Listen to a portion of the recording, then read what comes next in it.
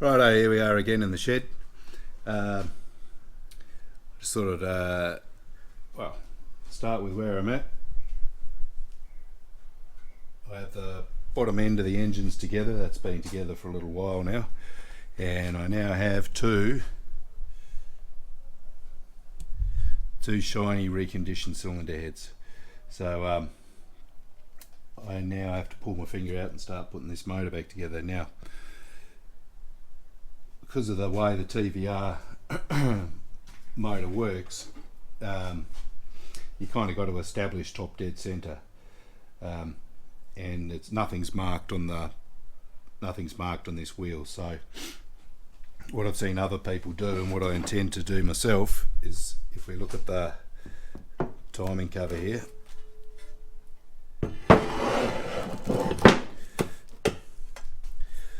you've got a couple of bolts here for your belt tensioner.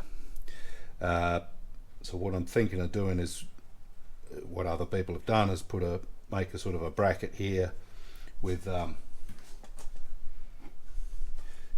pulley like so, and have some sort of a pointer attachment here, so you can find your top dead center on number 1 and number 2 cylinder, because you need both, because in setting the cams you set them so both intake and exhaust are open the same amount at top dead center on number 1 and top dead center on number 2. So that's the plan there. But since right now I'm just trying to re-familiarise myself with how this all goes together. So yeah, I've got quite a lot to do, so I thought, well, I'll just start with the small things and bite off a chunk each time. So one thing I've got to do is replace these. I've got new bearings. Not that there's anything really wrong with these ones, but I'll replace those bearings just as step one, and then at some point I'm going to have to mount the oil and water pump assembly. And one funny thing I've noticed is, I don't know if you can see this, but if you look in there, actually it's probably better for, I haven't changed these bearings yet, but if you look in there, I don't know if you can see it, but that hole,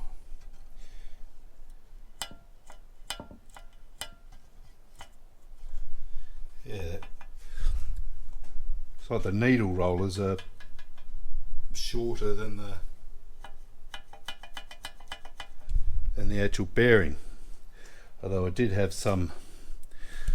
I had these little bits fall out of it, so I'm guessing there was some sort of a plastic spacer there. So yeah, I've got a spare one sitting here anyway, so I'm not going to do the timing cover just yet, because I am going to vapor blast that. So yeah, next step, pull these bearings, and well, where are we here? This is the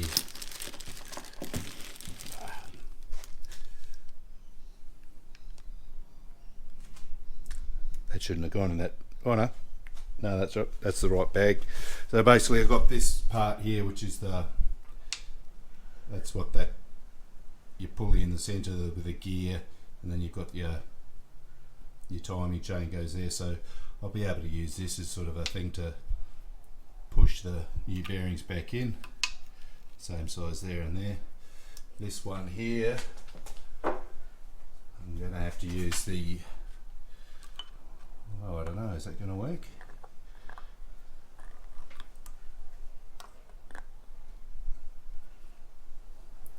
Alright, this one's going to be a little trickier,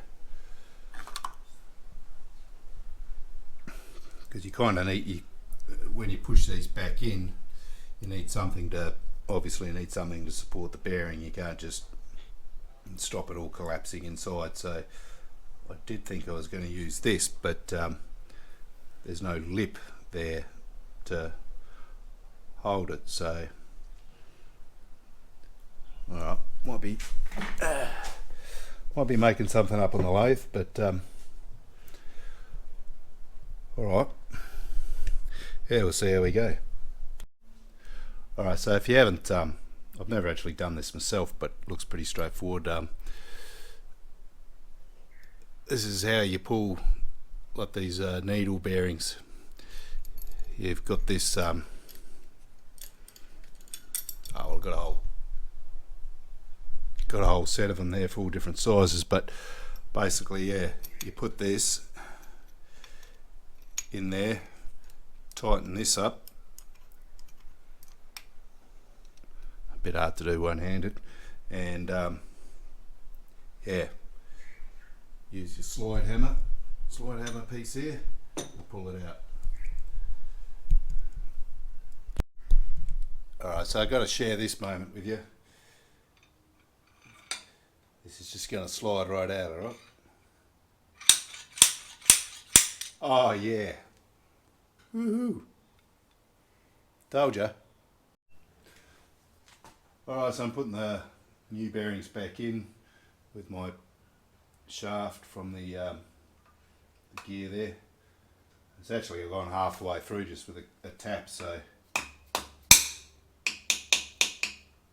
that's it.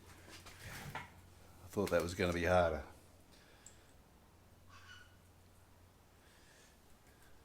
A bit of oiliness.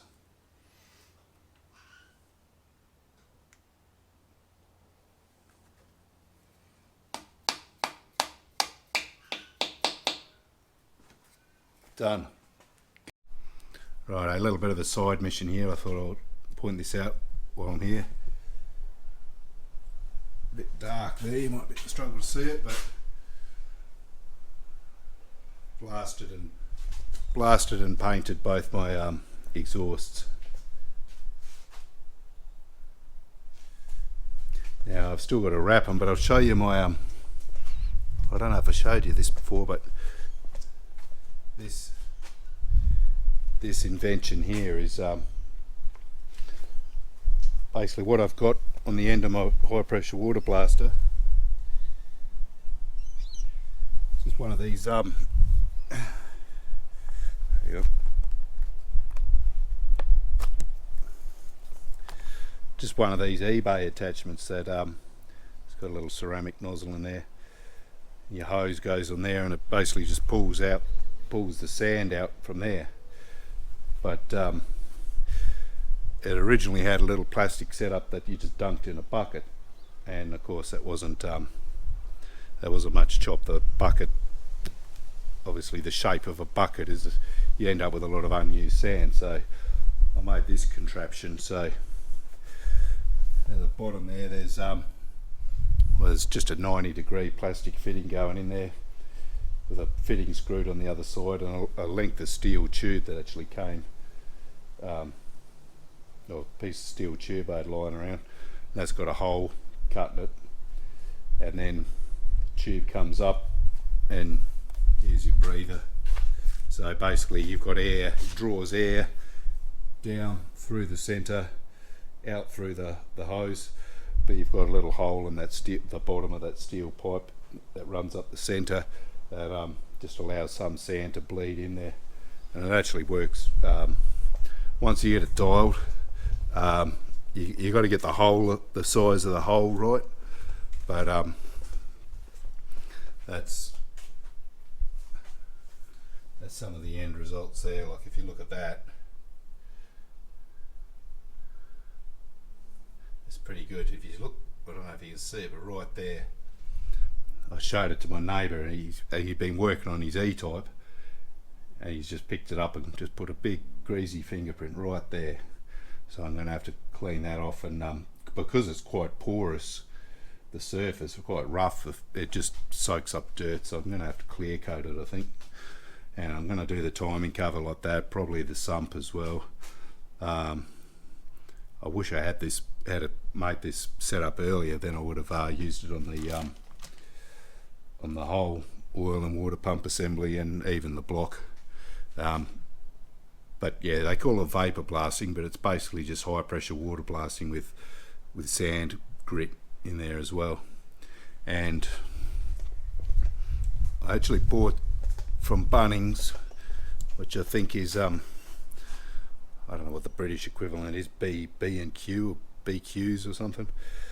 I just bought this bricky sand because with your standard sandblasting you can't use sand, like basic actual sand, because of the silicosis. Like, it just turned, the silicon dust just gets in your lungs and like kills you dead right there. But if you're mixing it with water, it's well, it just soaks into the lawn. See, you can see that there. So, but this sand is very wet, so that's why I've got it in a bucket here. Yeah, you see the wet patches there, but yeah, all right. Yeah, I think if you're into cars or motorbikes or any sort of working on parts, to be able to get parts that clean at home effectively is yeah, it's pretty handy. I have actually got a sand blasting booth, but they're just a pain in the ass. You almost can't get a compressor big enough on 240 volts to keep up the air supply. I actually had a wire piece with 2 air compressors, and yeah, it couldn't keep up. So but with the water blaster, it's like the water's doing all the work and it's just taking the grit along for the ride. So yeah, bit of a side mission there, but anyway, back to the TVR. Alright, so I'm about to drop in the shaft, the what do you call it, the idler shaft, counter shaft, the one that drives the pulley, this pulley here. That's the pulley that drives the alternator. Now, I had a bit of an issue with this while the car was running. I had an oil leak. I replaced the seal and it immediately just started leaking all over again, and just sort of filled the valley of the engine with oil. So one thing I've done a little different here is I just put, if you look at the assembly, hang on a sec, I'll just turn off the microphone so I can talk while I'm pointing the camera here. Yeah, you've got this bearing, and it's all lubed up at the moment with engine assembly grease. Now, this washer wasn't in there in the original design, so you've got this sleeve that pushes over. Now, what I was concerned about is, can oil get in underneath there and then push up in between this sleeve and the shaft, because there's no seal there, and then leak out the into the valley? Because if you look here, this seal, that goes on the outside. So this joining edge here, well, potentially you could get oil weeping through there. So what I did, that's why I've put that fibre washer in there. So I'm guessing where the centre of the bearing presses onto the shaft, you've actually got to put a fair bit of force on that with the press. I'm guessing that won't leak. But yeah, that outside lip, sorry, this sleeve here, well, that spins on the shaft, so or can spin. And another thing too is, I doubt you'll be able to see it, but up in there, if you look at this this edge, this lip up here, I've just put a little thin smear of sealant on there. There was actually like a big divot there, like a void in the casting that ran almost the whole length of the lip of the edge that the seals on. So it probably would have only had sort of a 1 mil overlap between the seal and the aluminium on which to seal. So I'm wondering if that wasn't part of the problem as well. So yeah, I just put some what do you call it, like 2-part epoxy, whatever you call it, in there, like a DevCon JB Weld type thing, and just smooth that up with some sandpaper. So now I'm going to see if this wants to push in. Now, I'm going to do that.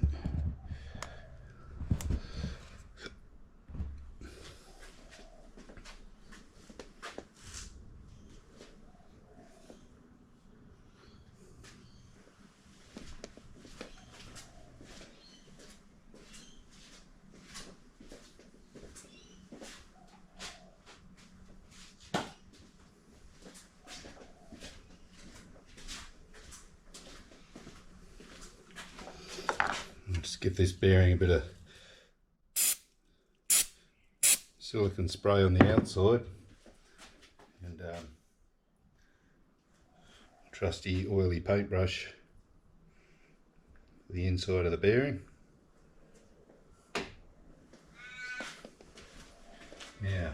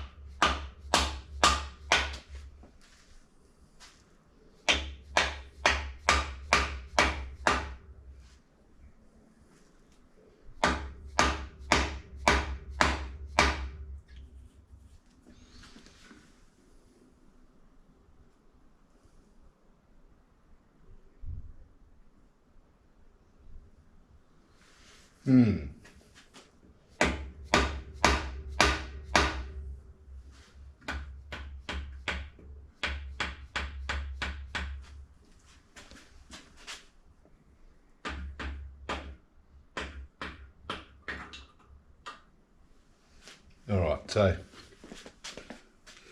that went in alright, but the might be wondering why I pulled it out.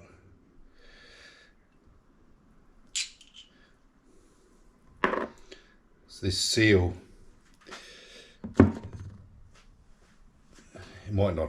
it didn't push all the way through to the other side, which it probably doesn't need to do, but if this ever does leak again, I'm never going to be able to get it out if it's deeply recessed in that hole there.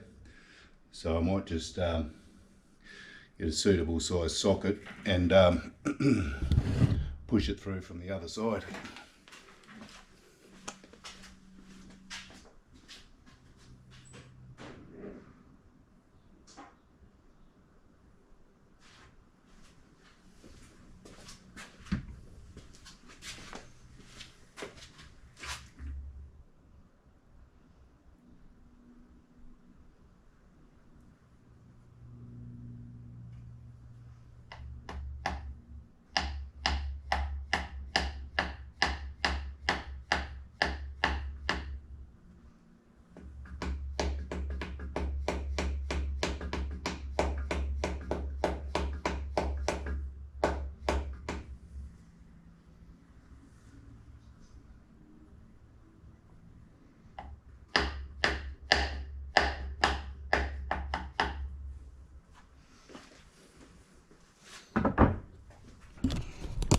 Alright, so if you have a look at that now, you see that sort of flush with the surface. Actually, I might push it in it's a bit more at the bottom, but that means if that seal ever does go in the future, I can actually... Alright, that's perfectly flush now. So yeah, if that seal ever does go in the future, I can actually hook a little what do you call it, one of those little metal hooks in there and pull it out and replace it like I did, well, done once already. But hopefully put that on there with my little fibre washer, and this actually goes in pretty easy. So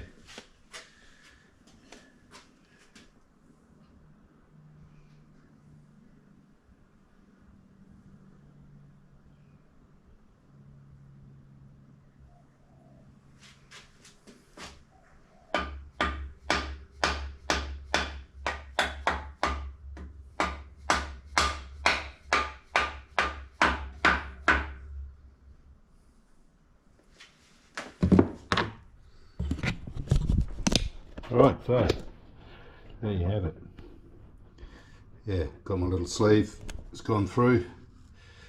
Keyway's still there, see the sleeve? See that staying put. Oh yeah, I'm guessing when you put the pulley on, that'll clamp down, lock that sleeve in place, and the sleeve will actually turn inside the seal. So, alright, one small step. Alright, so the situation I'm in right now, I'm about to go back to work tomorrow for 2 weeks, so I don't really want to start timing the engine and sort of leave that halfway done and then come back and try and remember where I was at 2 weeks later. So I'm just going to take the time. I've got the sump out from under the table, and just while you're here, have a look at that. Got all the crap in here. It's all aluminium shavings and bits of silicon. I'm just going to vapor blast this. Now, before I do it, I'm just going to take this pickup tube out.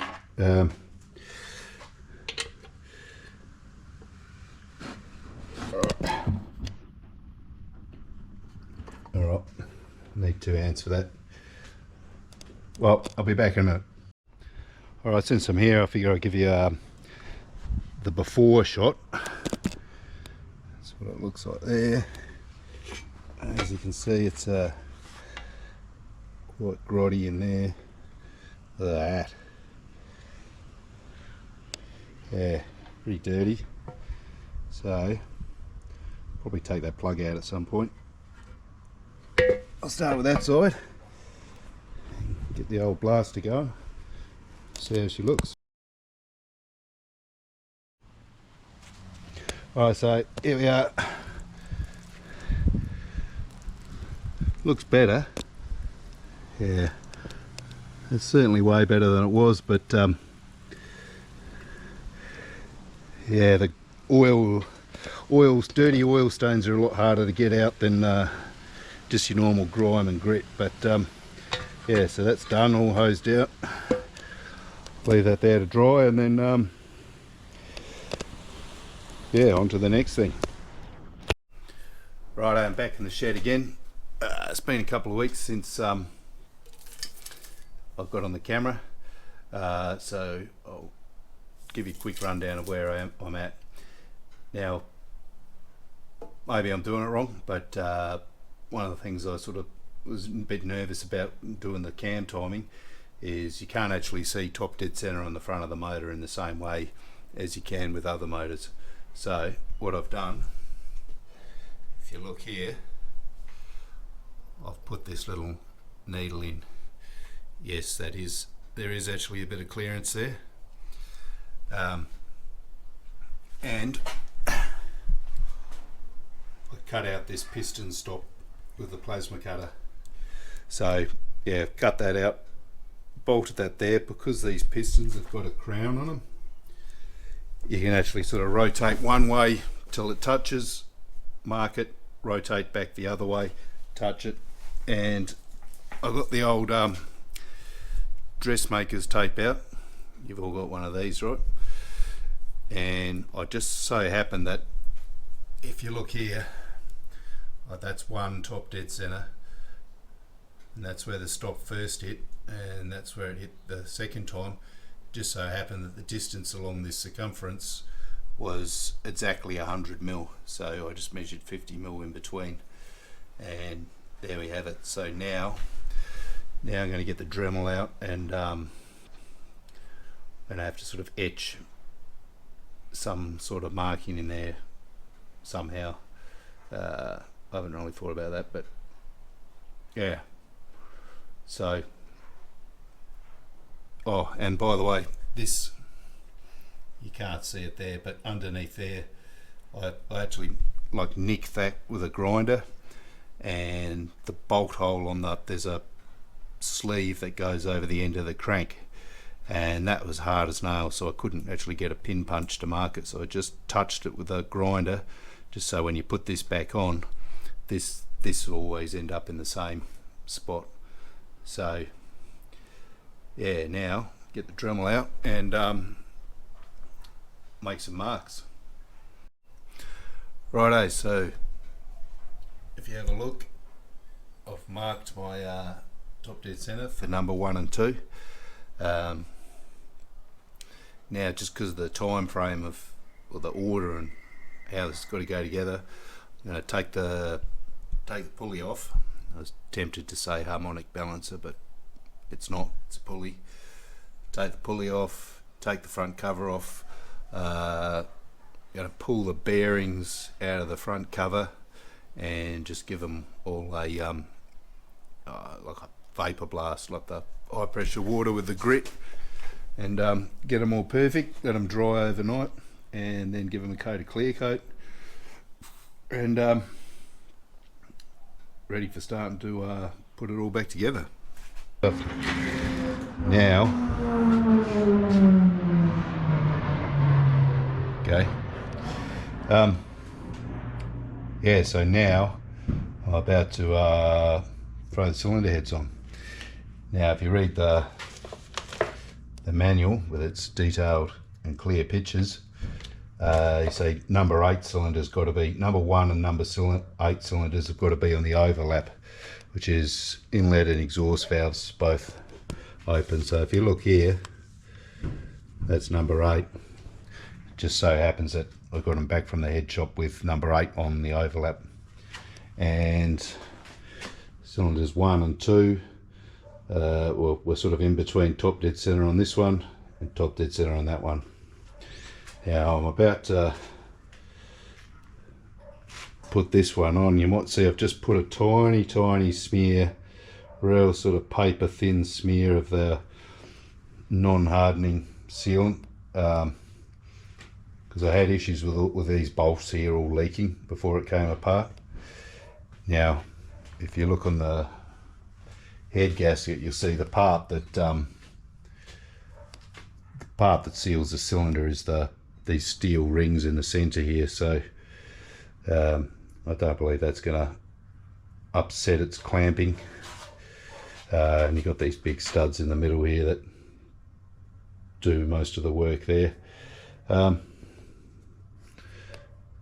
yeah, it's pretty much that. It goes on there. And of course, you've got your oil feed line there and there. So next step is I'll take this off. Basically cleaned everything up as good as they're going to get. So just start oiling, put a bit of oil on these studs, drop the gasket on, and then drop the head on and see what happens. I have gone through and cleaned all these studs as best as I can. Well, all the ones that are in the water jacket are new, but these ones, the ones that weren't in the water jacket were yeah, they weren't too bad. So well, they're just pieces of metal, and I'm pretty sure they're still going to work. So actually I'll do that now. Yeah, gonna get my little paintbrush, oil them up, and next shot should be with the head on. Righto, so I've got one of the heads sitting on, all looking good. I cleaned all these threads up earlier on, and right now I've just got all the head nuts.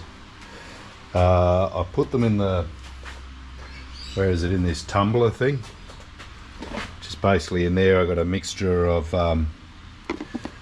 like sandblasting grit and small nuts and bolts just to clean the gunk off. Well, I didn't have them in there very long, because yeah, you probably wouldn't want to leave them in there very long.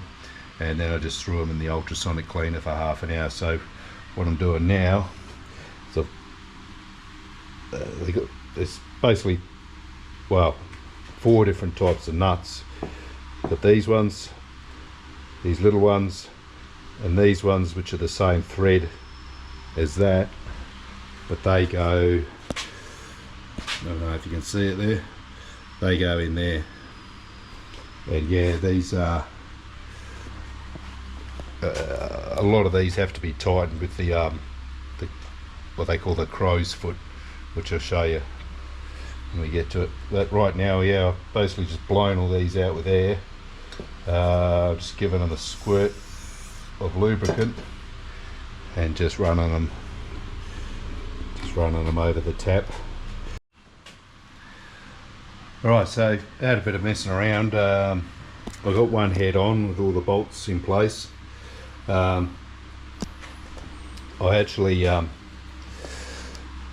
torque these bolts up here, well, I made this piece of work. I got a socket, I think it's a, I don't know, like a 12/16 or something that matches up to the 14 mil, and cut these pieces out on the plasma cutter, because that's what you do when you have a plasma cutter, you just make things. So yeah, that's going to be my crow's foot. Yeah, the way that I torque those up now. This one in here, yeah, that's going to be tricky. I don't know about that. I'm not sure how I'm going to go about that. You can get to it with a ring spanner, so I'm wondering if I might just yeah, I might just do one of these up to, say, you know, well, they're all going to be 80 pound feet, so I might just do one of them up to 75, nip it up by hand, calibrate the arm, and then nip this one up the same. Or not sure, maybe I'll cut a ring spanner up. I'll probably do that. I'll probably end up doing that. I'll cut a ring spanner up and weld a weld basically something like that on there. Alright, so I finally got together the various bits and pieces that I need to torque the heads up. I've got my cam movement spanner thing. I've got a homemade crow's foot for these bad boys here.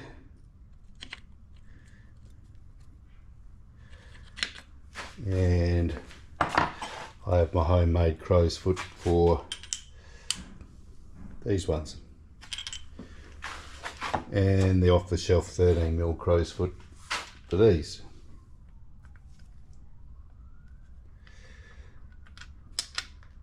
So the only reason I'm sort of showing you this is it's a little different to some other vehicles. So yeah, I'll go through and torque them up to spec. According to the manual, you do the big torque ones in the middle first, do them up to 80. I'll probably do them in like 3 steps. In the manual there's actually a yeah, there's actually a sequence there, you can see. So yeah, I'll just follow that, do the big ones up in the middle, and after that you do the small ones on the outside down to 35. So set my torque wrench to, I might start at 30 and see how we go. Alright, so I had a bit of a minor scare. I was torquing up one of these studs on the heads, on the head here, and she just kept turning. I thought, oh no, this is on the 80 foot-pound Titan, so the last one. And yeah, it just kept rotating, and I thought, oh my god, righto, I've destroyed a thread. But I don't know if you can see, but I pulled it out. I don't know if that's going to focus, and there's not a single flake of aluminium on it, and the thread in the block is perfect. So I'm wondering whether this wasn't, the lube didn't get in there enough, and it was, yeah, it was, I don't know what was going on, or but yeah, there's nothing wrong with it. So I think I'm going to put it back in, put the head back on. I'm going to go to the shops and buy a super fancy digital torque wrench, because my 15-year-old jobby with the with this style setup on it. Yeah, I'm not sure whether that's the best setup these days, and when there's a fair bit of monetary value at stake if you destroy a block, so although it can be helicoiled, so I might just do that. Alright, so I've got the head off. Now what I think's happened is, if you look in there, you can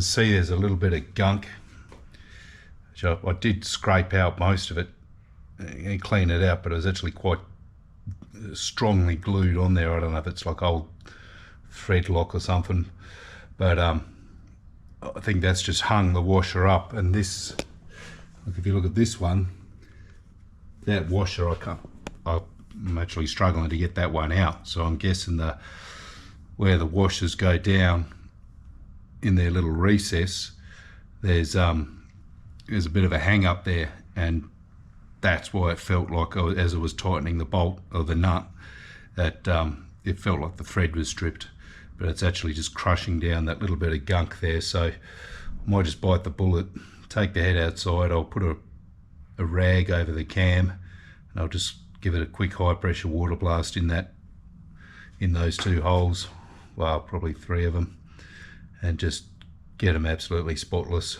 Which, yeah, a bit of an oversight there, but the washers did drop in there nicely, so yeah, we'll see what happens.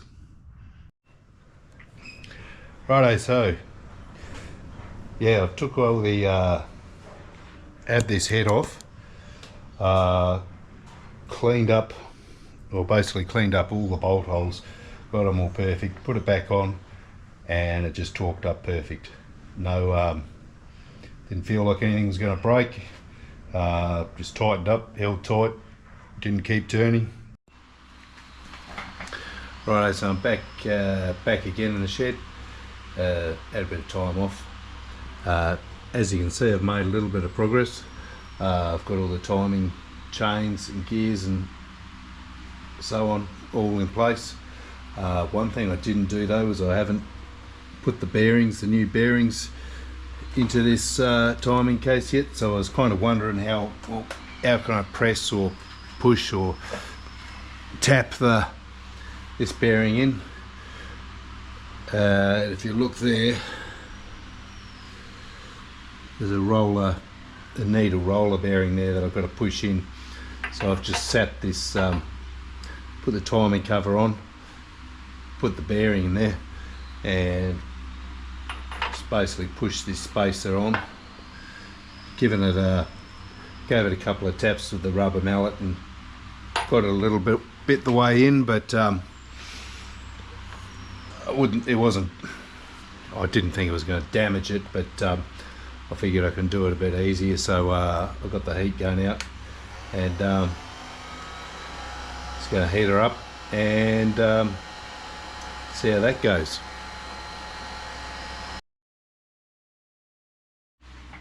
Alright, so I've heated that up, and let's have a look.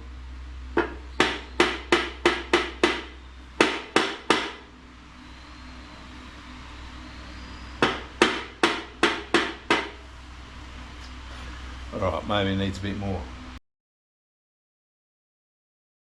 Right, so that's nice and toasty now. Here.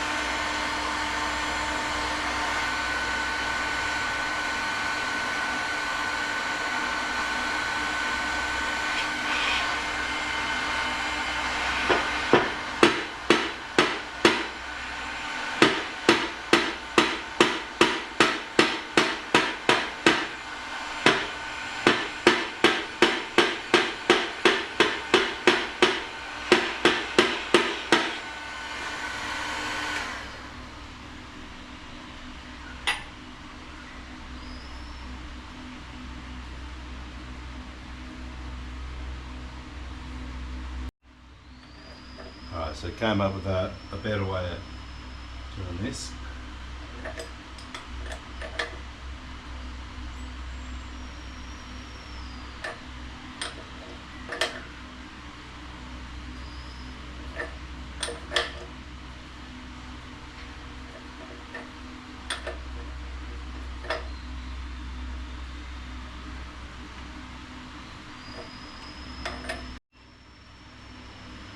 Right, so I've got the smaller bearing in the centre. That's in. So what I've got here, I'm kind of working this out as I go. I've got the front seal carrier, which is this bad boy here. And I've got the crank snout, I guess you call it, thing the flywheel bolts to. This has still got its old O-ring and seal on there. And then here I've got the, show you close up, I've got the bearing there. Now you don't want to push these things in while the inside of them is unsupported. So I've got here, basically going to slide this on there. You see, so that goes in there, so it's supported, but then I've got the face of that seal carrier there basically pushing against it, so basically the thing can't deform as I'm pushing it in. So got my socket here. Don't worry, I'm not going to rattle this up.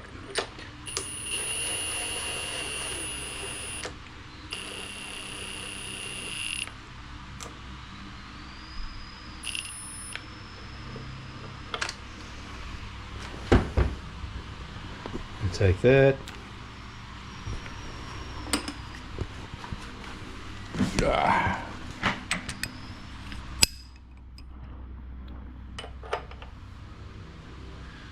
Now, I'm only going to be able to get this on. Oh yeah, that's it. Yeah, she's bottomed out. Now,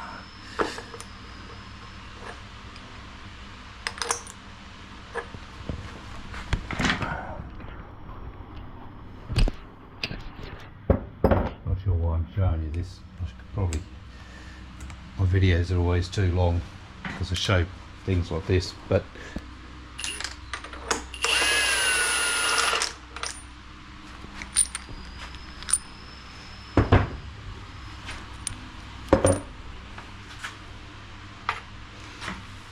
alright, so that bearing's pushed some of the way in. Now, I need to make up like a space, or I'll find a piece of pipe or something that I can put there to see how this is flush with that surface. Yeah, that's what I've got to do next.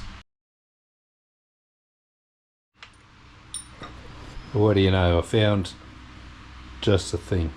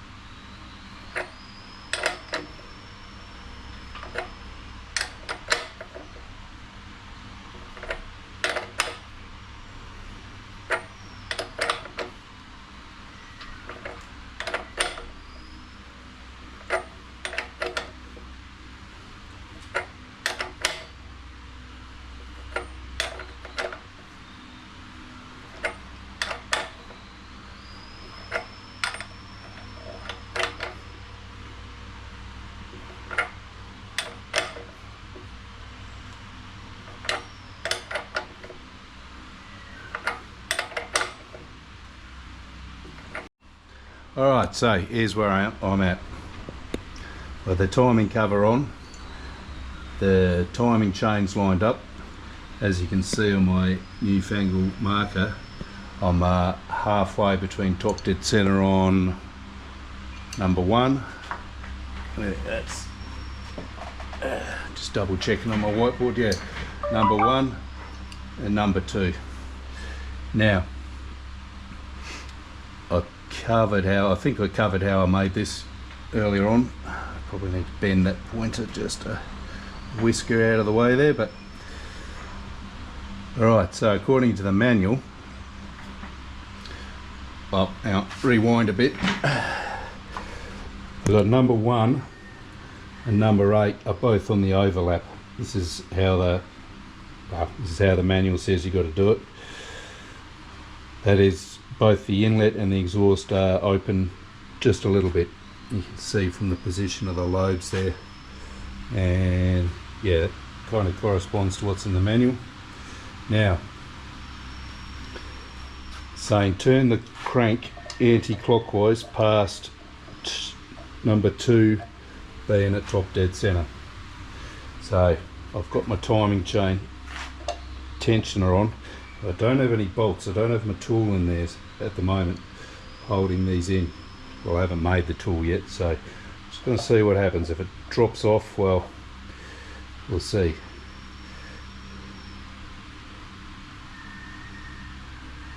Alright, a bit stiffer than I thought.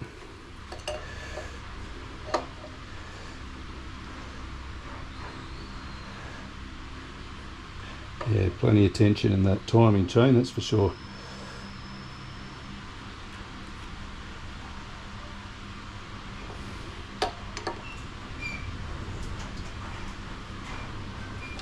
Alright, so you can see there, I've gone way past number 2, so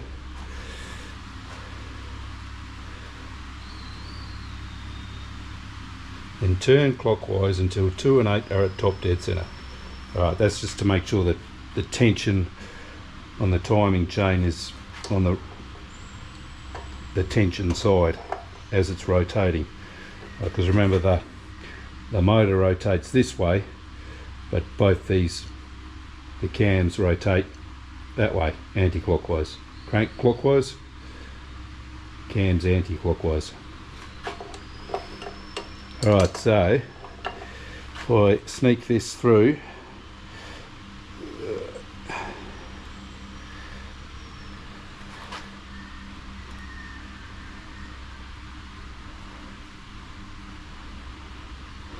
alright, so there's my mark lined up. Now,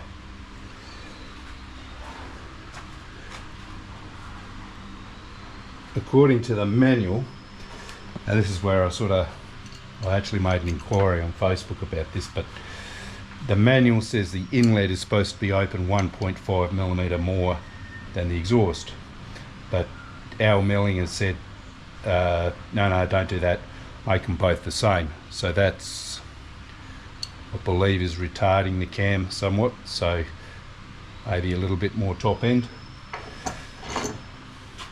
Now,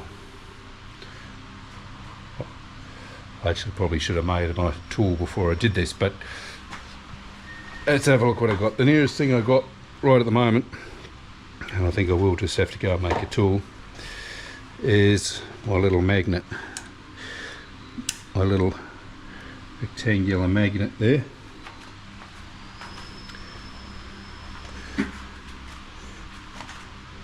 Which is a pretty decent straight edge.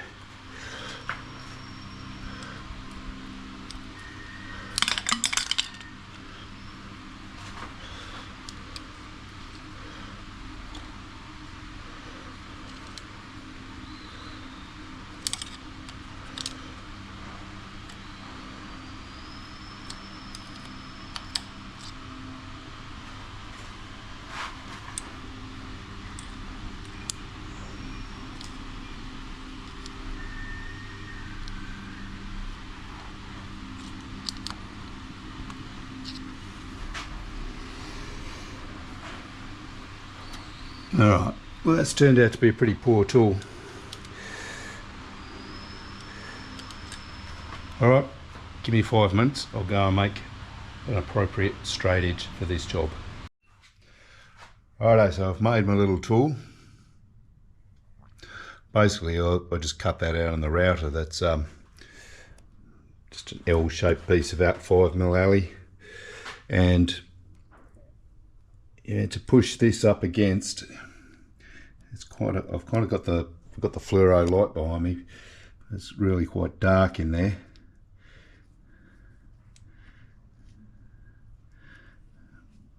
This is a little bit fiddly. Now, it's kind of hard to see, so I push that edge on the right hand side up against the cam lobe. And I don't know if you can see that there, but that inlet valve is just a bee's dick lower than the exhaust. So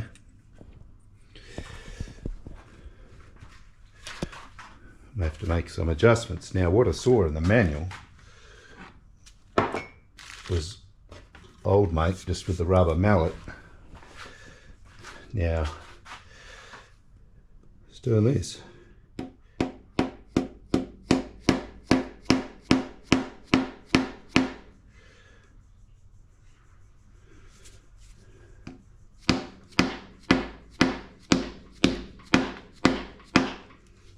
I don't know if that moved at all.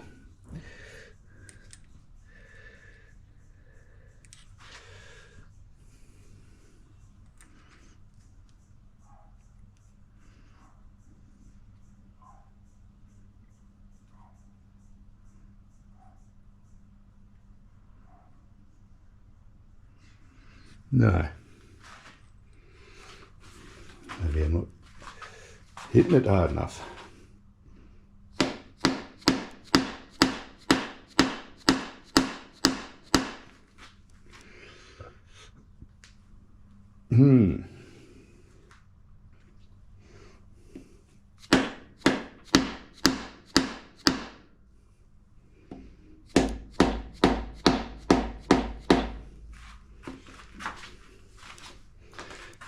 Again, I don't think that moved. Oh no, maybe. Gone too far. Oh no.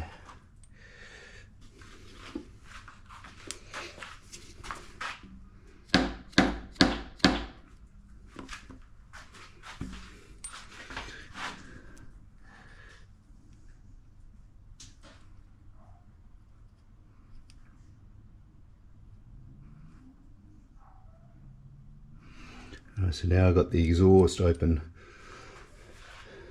bit more than the inlet.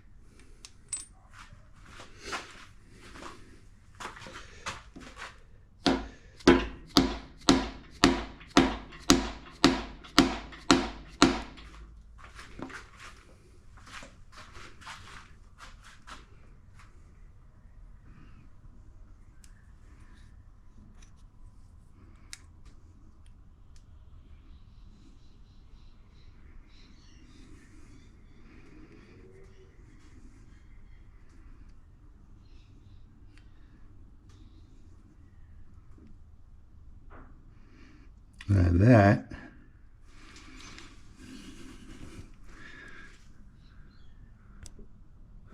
see if I can get the camera right in there.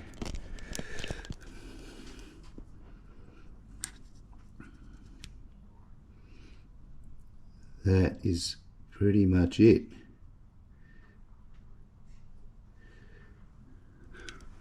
Alright, well, now I have another problem.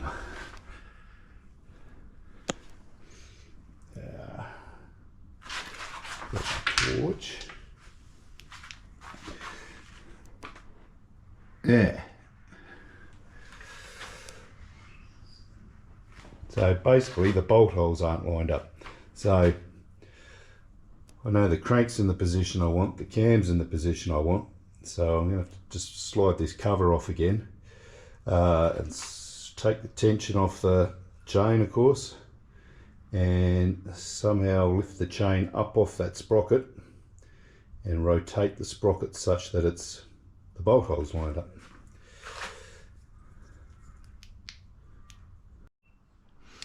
Alright, so I'm at the front of the motor here.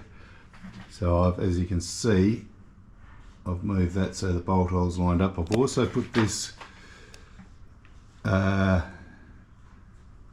the position where I think,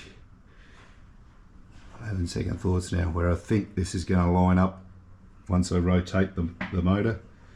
Have I got that right? So that's going to go anti-clockwise when I move it to top dead center on number 1.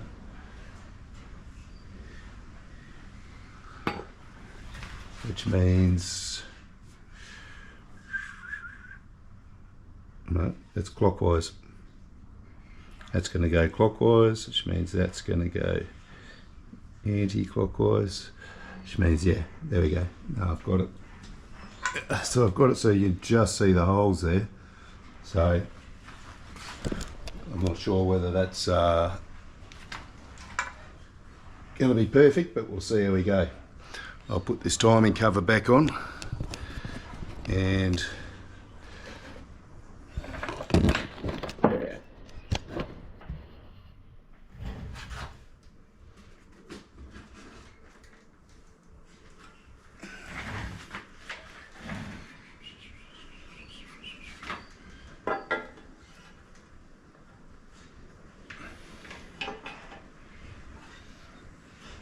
push my cam chain tensioner in.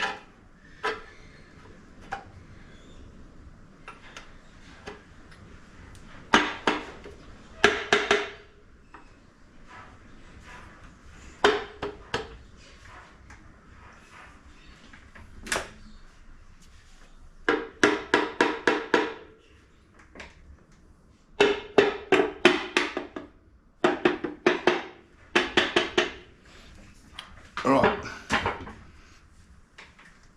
let's get my tensioner.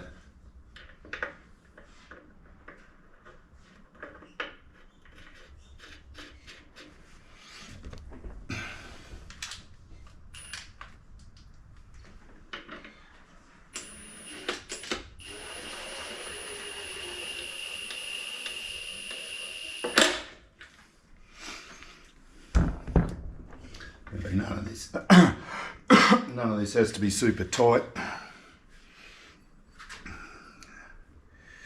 I've got my pulley, my crank snout thing stuck in the pulley, which is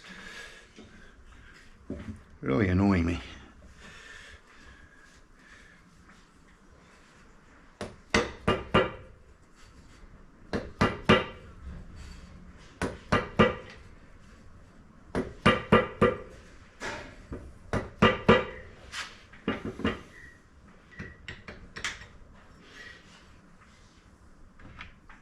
A little keyway.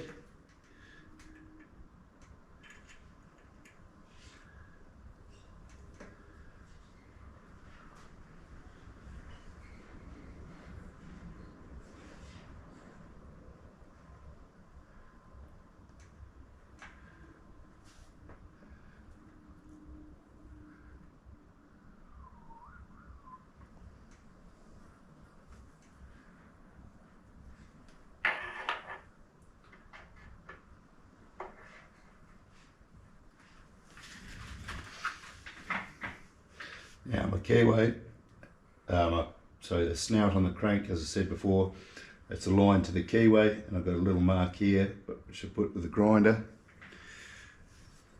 which lines up with my little mark there on the pulley.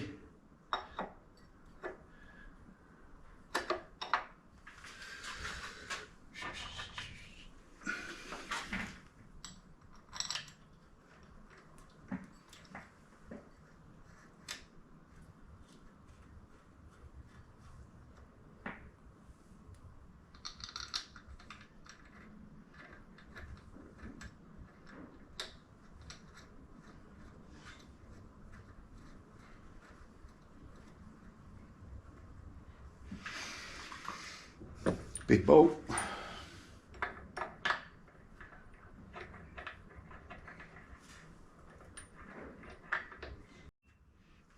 So yeah, my pulley's on there, still at top dead center on number 2.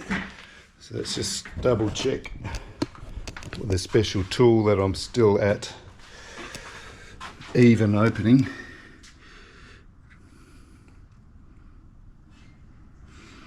Alright, that is spot on. Alright, so somewhere here I should have the bag. Oh yeah, here it is.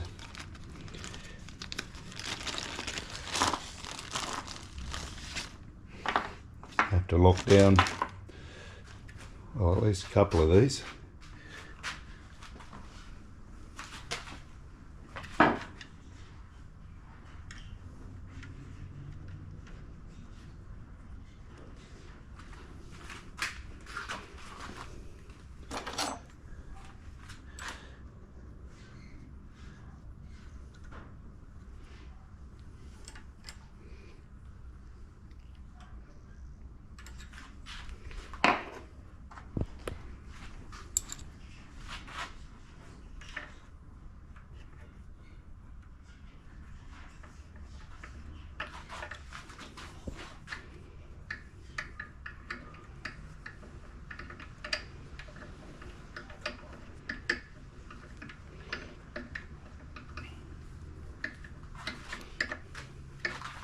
Right, so these have got to be on there tight enough so that when I rotate the crank to number 1 top dead center, it actually brings the cam around with it. So yeah.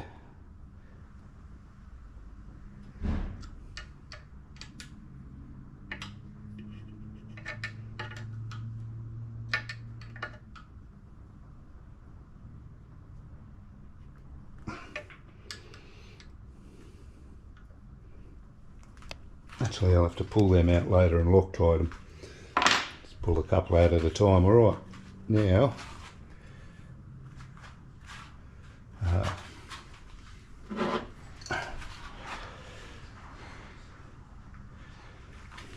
actually I should read them.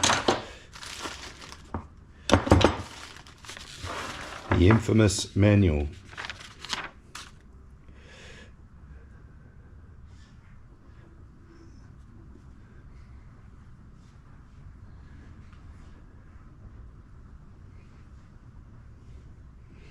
Right, so yeah, basically it just says rotate clockwise.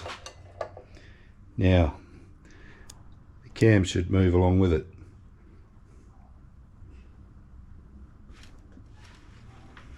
Of course, the cam's spinning the opposite direction to the crank.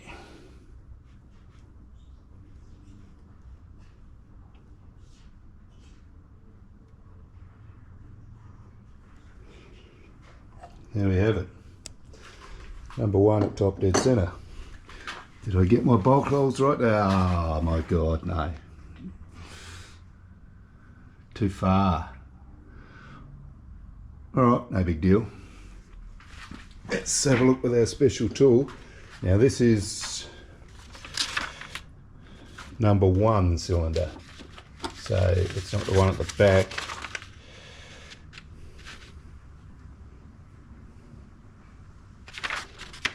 The one at the front.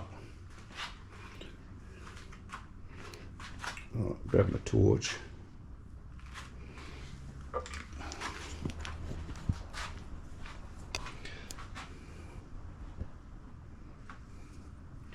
Special tool.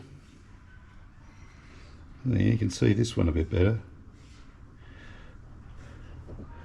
Alright, not sure if you can quite make that out, but the inlet again is open slightly more than the exhaust. So I'll take my persuader, find a suitable camshaft lobe.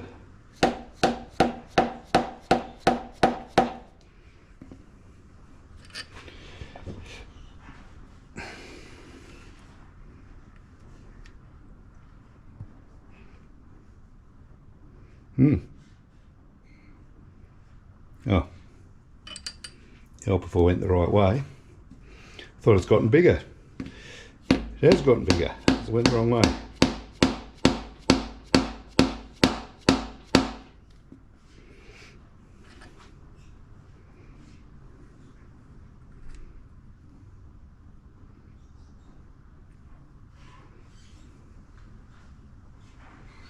Oh no.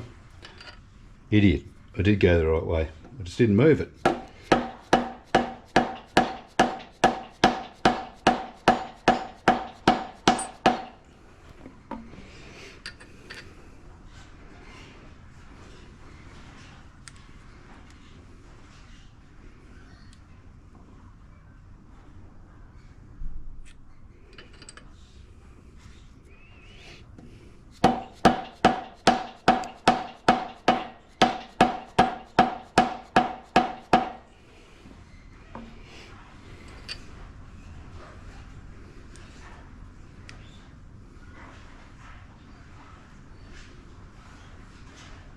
So that's nearly there. I don't know if you can see that.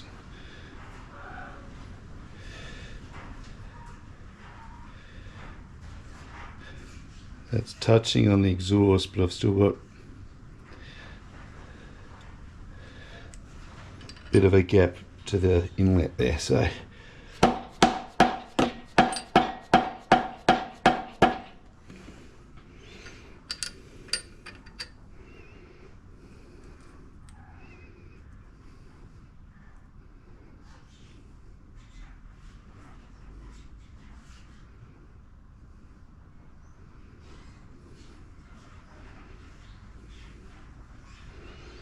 again, that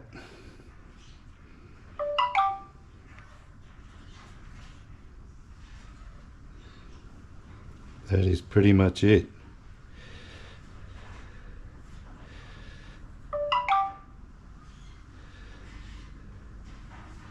If anything, I just went a whisker too far.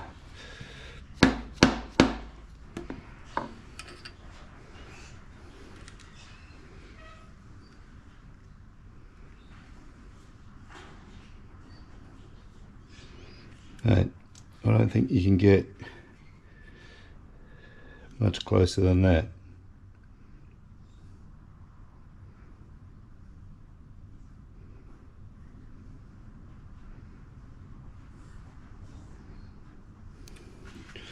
I'm going to call that done.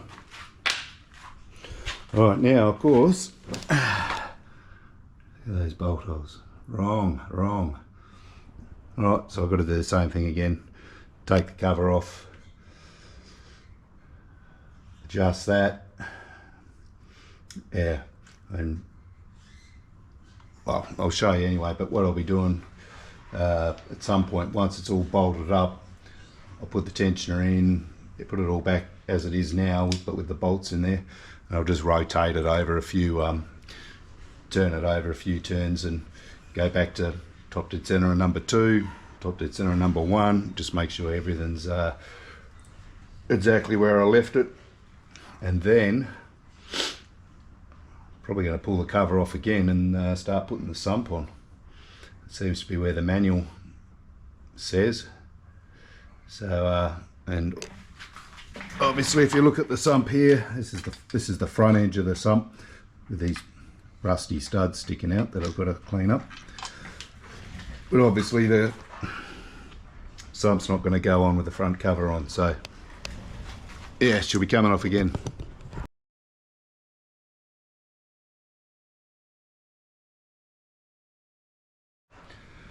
Righto, so got my 2 bolts in. Yes, I Loctited those ones.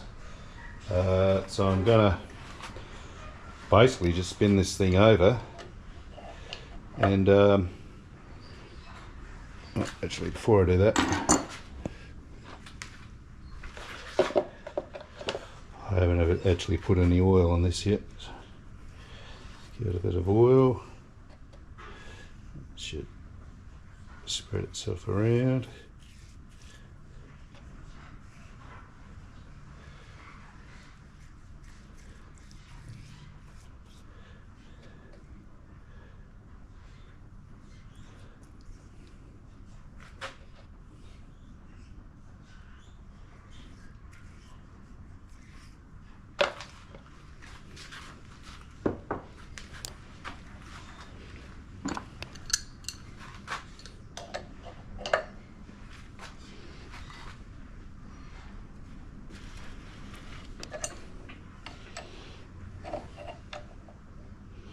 Well, she's tight.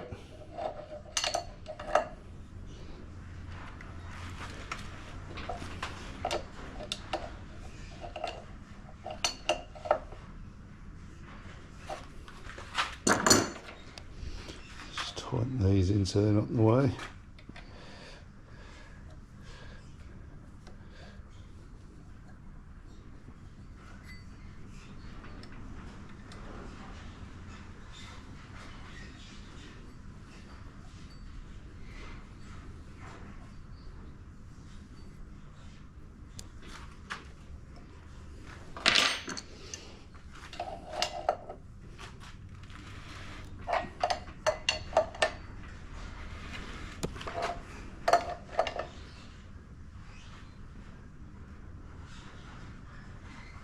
Right, so that's number 2 at top dead centre, but we're not on the overlap anymore, as you can see there. So just keep on spinning, keep on spinning.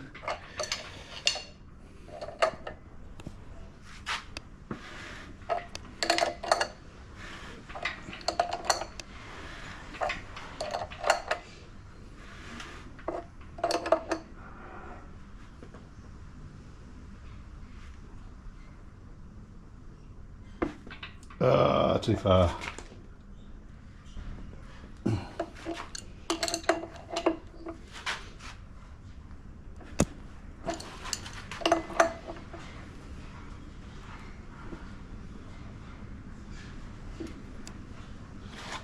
Too far again. I need a longer spanner.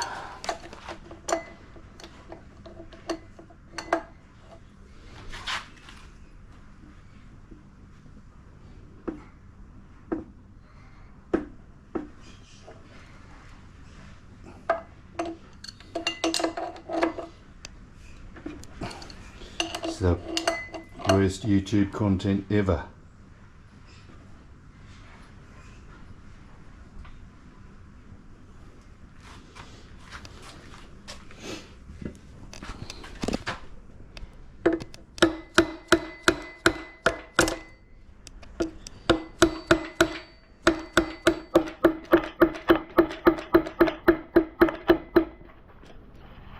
Right, perfect. Now, this time we are on the overlap, so take my special tool, torch, let's just double check we're still where we're meant to be.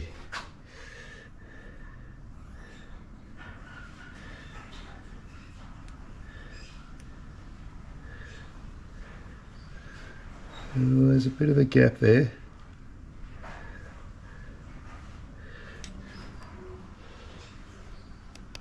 Oh, but hang on.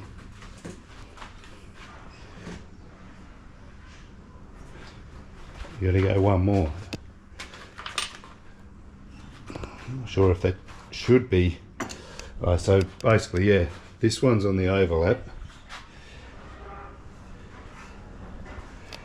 This one is not. Oh, hang on. Yeah. No, what am I saying? Of course that one's not on the overlap. That's number 1. That's got to be. So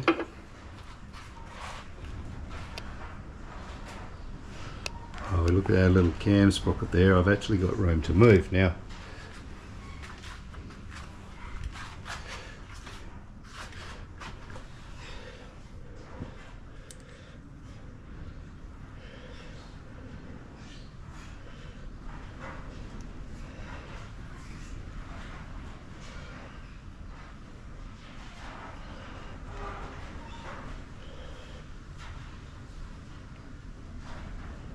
Yeah, I'm not imagining it. The exhaust is open a little bit more.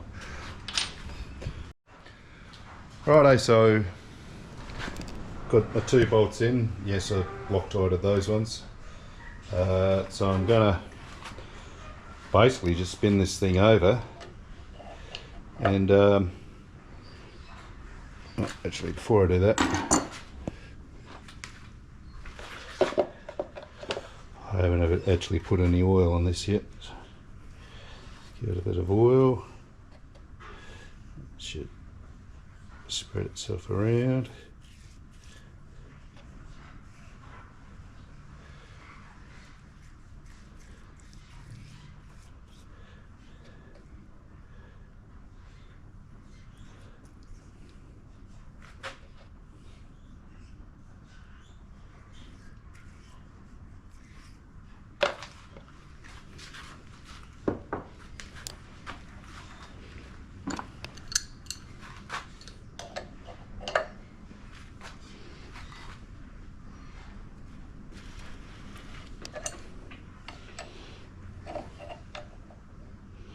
Well, she's tight.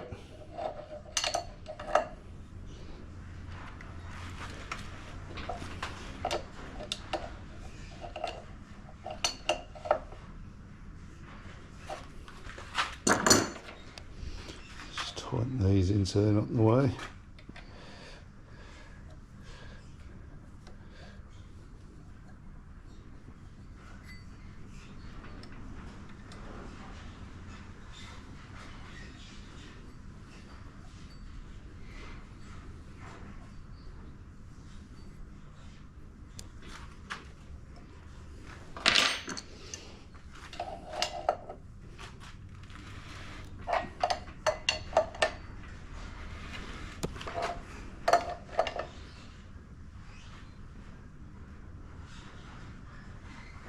Right, so that's number 2 at top dead centre, but we're not on the overlap anymore, as you can see there.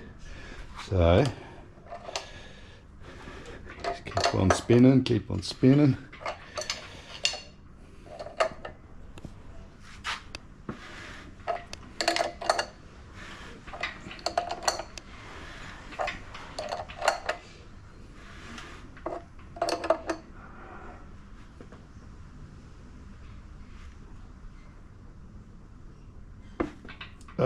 Too far.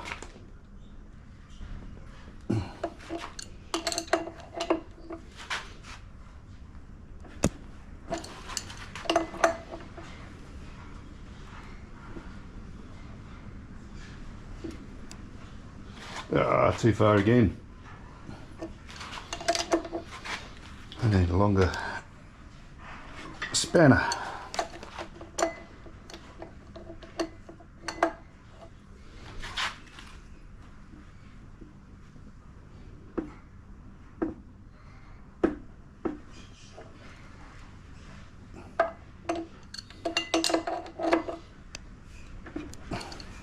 It's the worst YouTube content ever.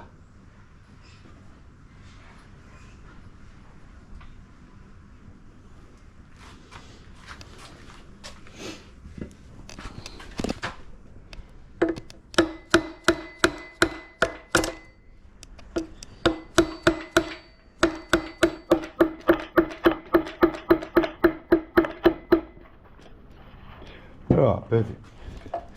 Now, this time we are on the overlap, so take my special tool, torch, let's just double check we're still where we're meant to be.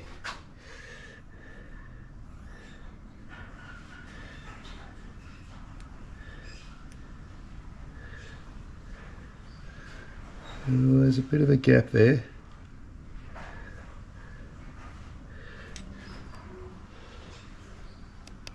Oh, but hang on.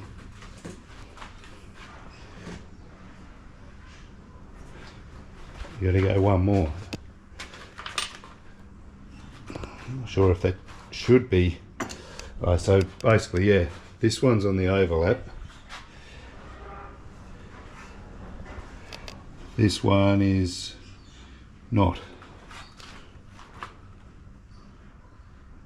Oh, hang on. Yeah.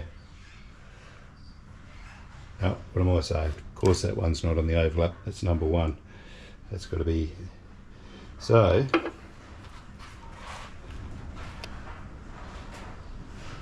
oh, look at our little cam sprocket there. I've actually got room to move now.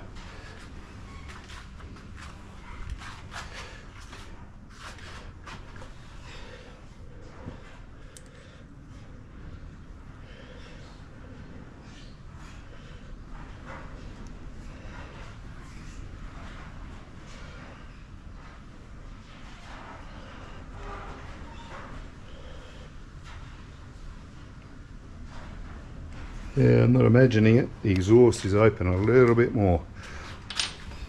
Alright, let's go see what number one's up to.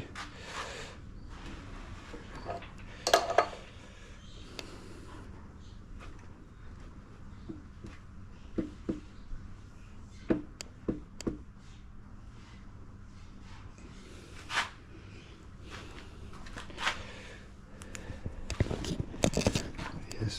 Yeah.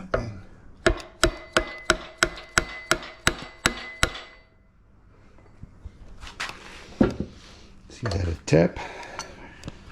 Alright, yeah. Number one is on the overlap. Now, how do my adjustment shape up?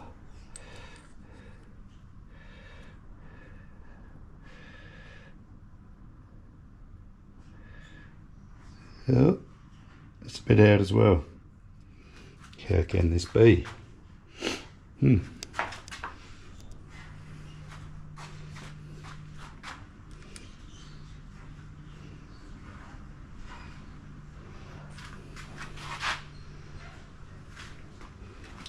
Alright, so start with number one.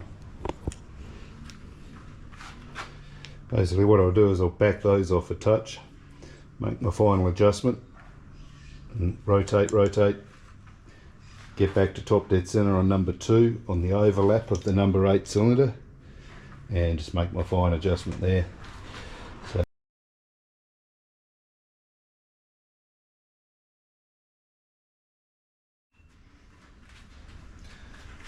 alright, so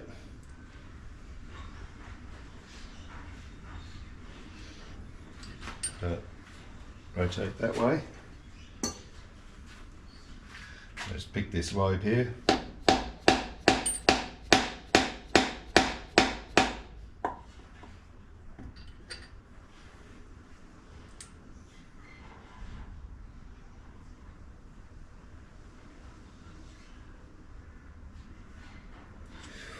Gone a little bit too far.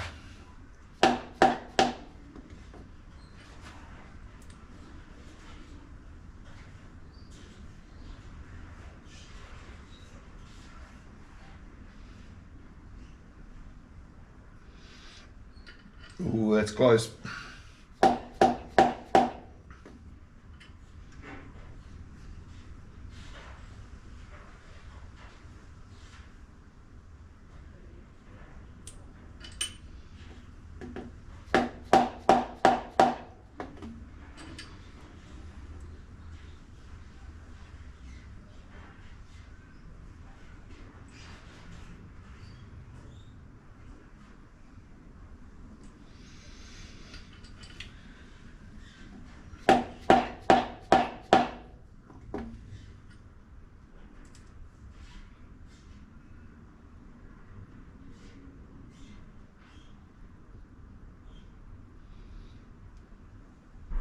That is so close.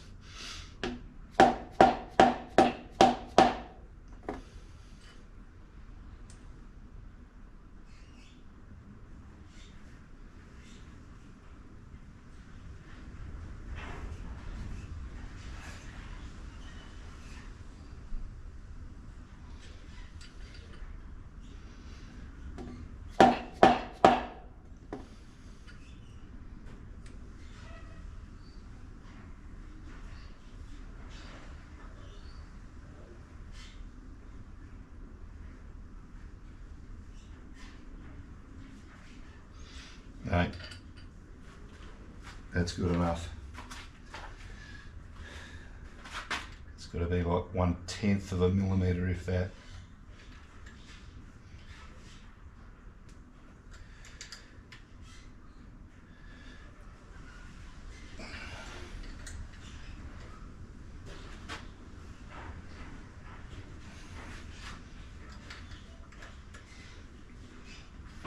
Right, now just keep turning. Back to number two.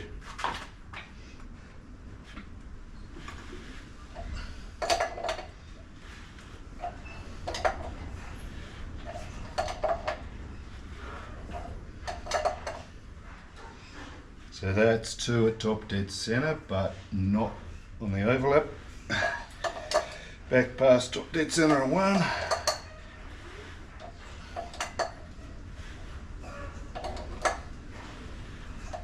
Right, this should be the one.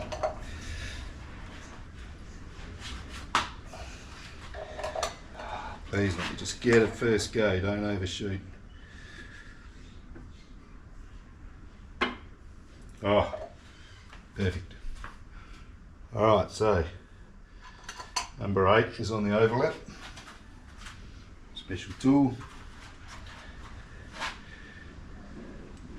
Remember, this edge here of the tool pushes up against the cam lobe.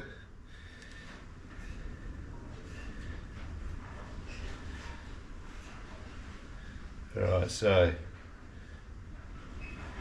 too much exhaust opening. Too much. Back off my cam bolts.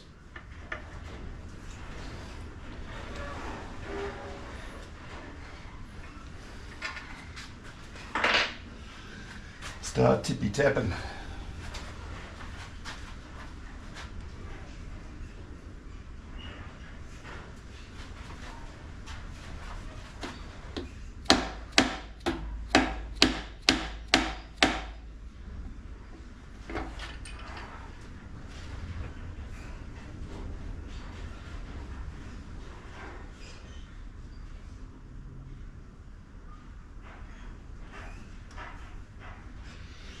A bit too far.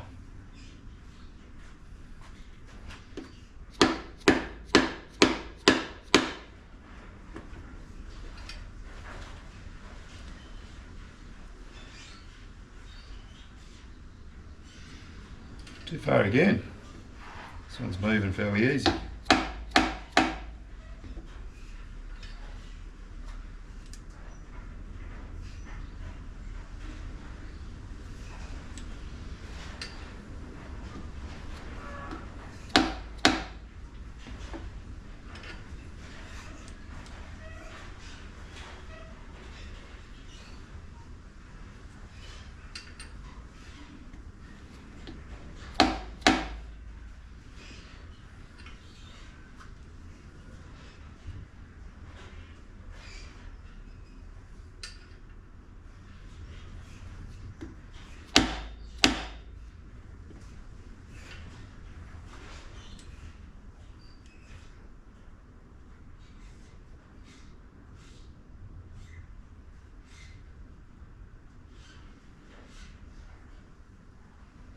Too far again.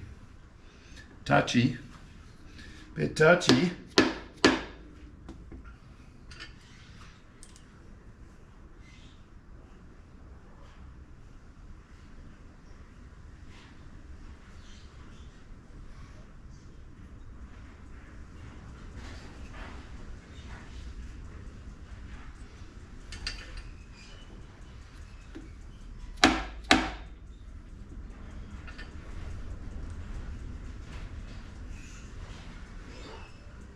Spot on.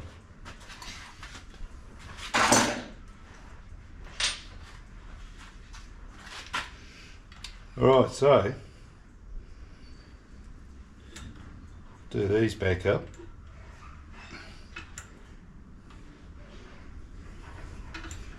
Actually, while I'm here, just pull them out and put some Loctite on them.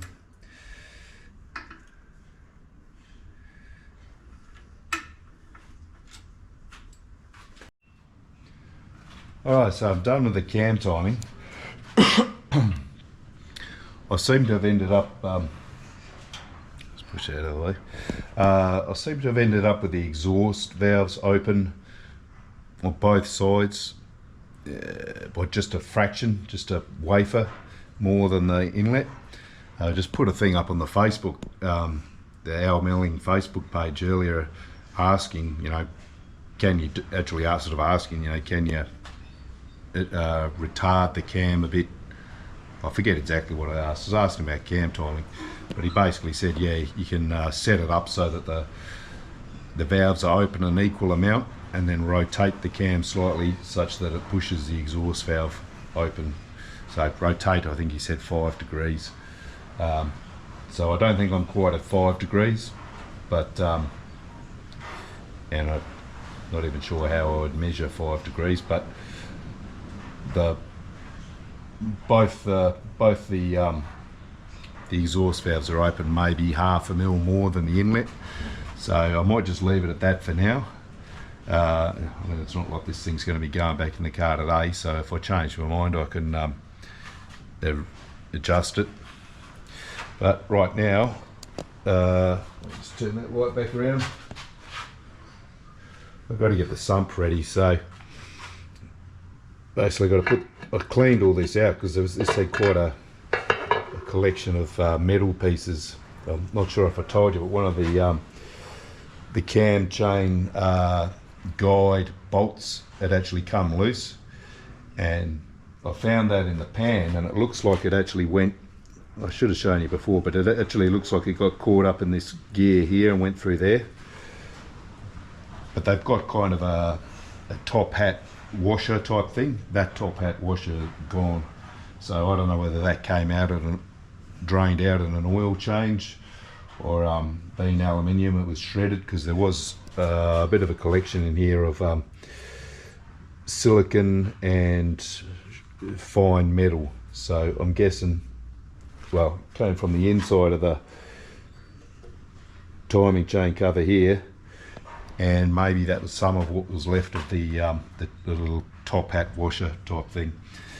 So yeah, now I'm just going to clean this up,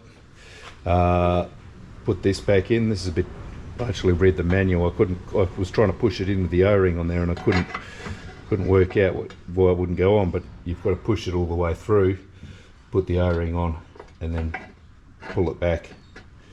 So yeah, but I'm actually not going to do that yet. I'm just going to got a wire brush attachment from a drill up there somewhere. I'm just going to run over these and then blow all the dust off before I start assembly.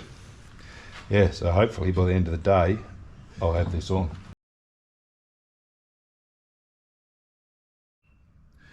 Alright, so the sump baffle. I don't know if any of you ever seen one of these outside before, but yeah, that there, so you got your oil pickup there, and this basically just sits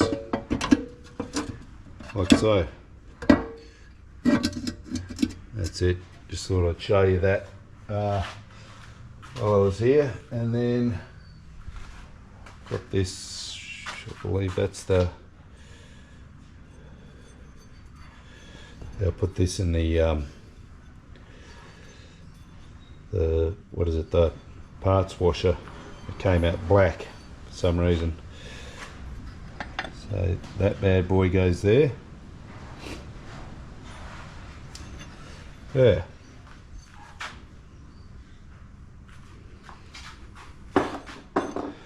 alright, just thought I'd show you that. Alright, so I've flipped the motor over. I've taken the timing cover off. I think in the process of taking the timing cover off I might have skipped a tooth, but I'm going to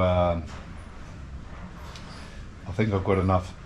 Well, I'll double check it when I put the timing cover back on, and I think I should have enough adjustment there, but either way I'll you can still take the timing cover off, I believe, with the sump on. So yeah, I'll be able to redo it anyway. But I will double check that.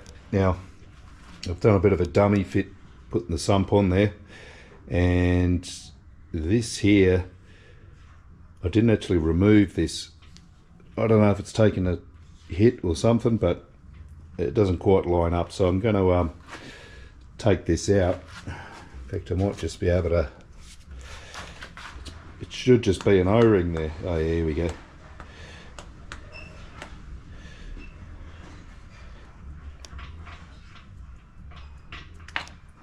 Right, There you go. So I'll change these up, clean this up, change those O-rings, slide it back in there. So now I've got a bit of wriggle room there, and I'll do another dummy fit and see how we look. Alright, so got my bead of silicone on there. It looks pretty lumpy. Now I've got a little bit in here, but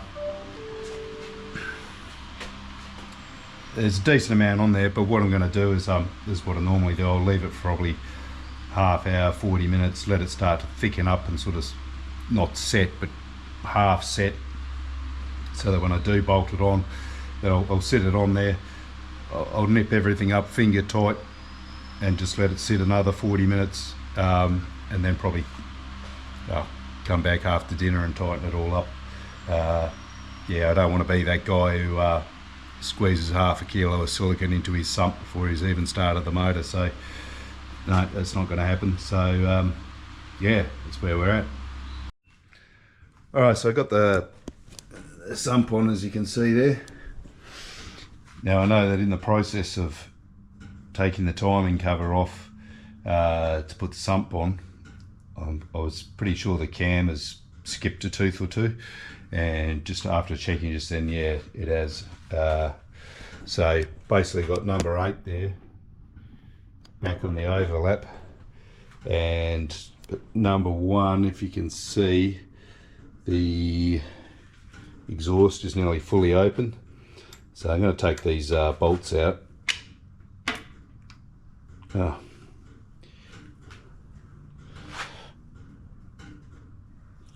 Which I just Loctited in.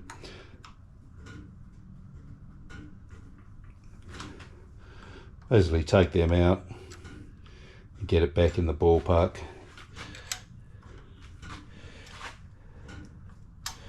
So they'll probably end up taking the bolts out on both of them, but yeah, basically we're going to have to redo the timing, which is no big deal since I've got, well, I'm all set up to do it. So yeah, all right, I'll get back to you when it's all done. All right, so I've got my valve set, but I had a bit of a refig. And since I'm setting it up with the exhaust slightly more open than the inlet on the top dead center of number 2 and number 1, I thought I'd make a new tool. I don't know if you can see that here. It's got a slight step there. It's actually 1.3 mil lower. So what I'll do is, it's kind of hard to see without a torch, but I'll just readjust both so that this will just make sure that I get both sides exactly the same, rather than try and eyeball it. Yeah, so I'll do that now, and yeah. Alright, so I've set the timing, the cam timing. So basically, yeah, top dead center on number 2. I use my, where is it? Yeah, my little setting tool. So yeah, that exhaust is slightly lower than the intake. Yeah,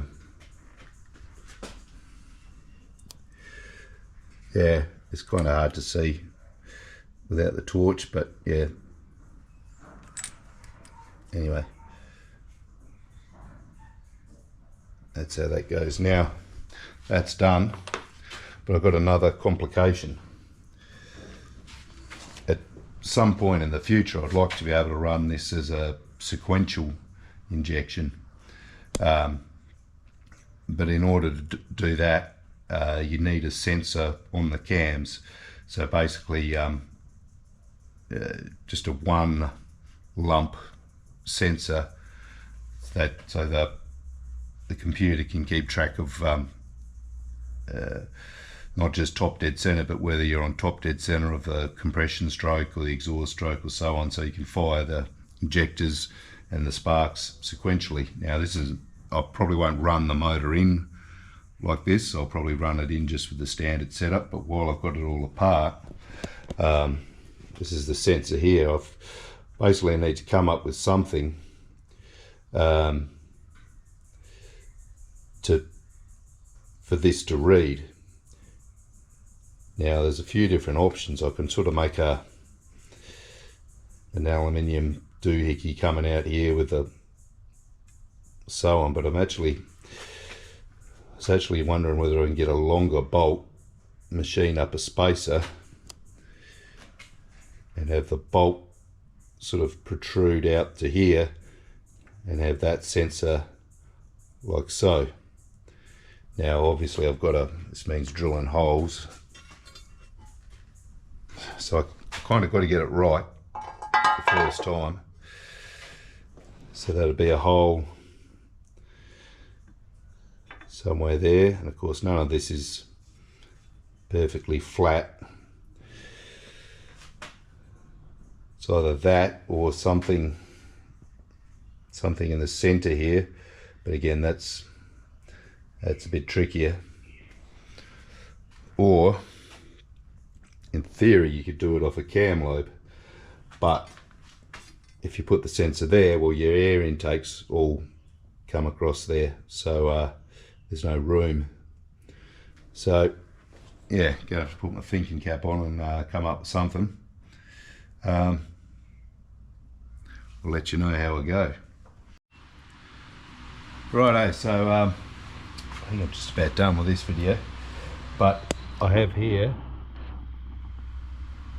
my cam position sensor mount welded in place. This piece here I machined on my CNC router, which is not really the best ever at doing that sort of job, but I got there in the end. And just while I've still got the cam cover on, I'll show you the sensor is bottoming out on the on its little pickup point, which I'll show you in a second. So I'll need a small spacer, probably smaller than I thought I'd need, probably about a 5mm spacer. That's alright, I can knock one of them out in half an hour. Now I'll show you what I've done here. Welding on this cam cover was pretty nerve-wracking for a very amateur TIG welder such as myself, but yeah, I ended up getting it done. So basically, well, I drilled a hole and I ended up welding it on the inside, because to weld on the outside, it's just to try and get the TIG torch into those corners. I would have just ended up with a huge blob of weld there, and yeah, it wouldn't have worked out. So yeah, I welded it on the inside, but of course that was quite hard to get the gas covering the weld, so it was a bit ugly in places. But basically, where are we? What I've done is, you see on there, and yes, the cams are all timed. Actually,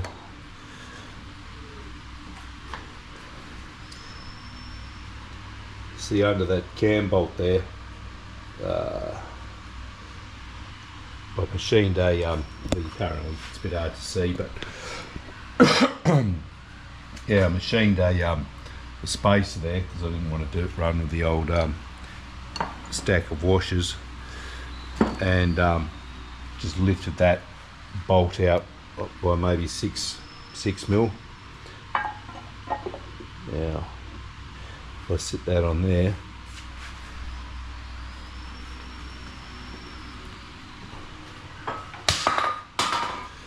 alright, so yeah, probably need another 10mm spacer, but 10-12mm spacer, but that's alright. Yeah, so the motor's together, the well, the bottom end anyway, or yeah. Once again, when I took the timing cover off to put some sealant on it, I managed to skip a couple of teeth with the chain, and so yeah, I had to do the timing again, but no big deal. I'm got a lot of practice at it now. Yeah, so basically all I need to do is I'll get my